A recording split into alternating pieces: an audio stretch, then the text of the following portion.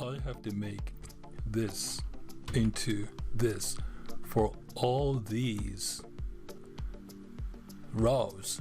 So I have 1116 rows to go through. So here's an easy way to do it. So first I'm going to do is I'm going to insert a new column.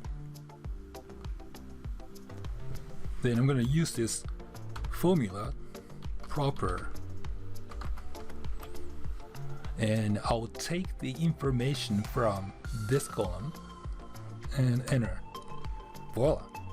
So now I'm going to apply this formula to all these rows. So I'm going to copy this, select all these cells,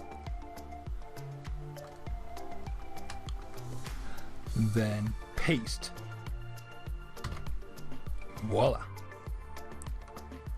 Now I just need this, not this.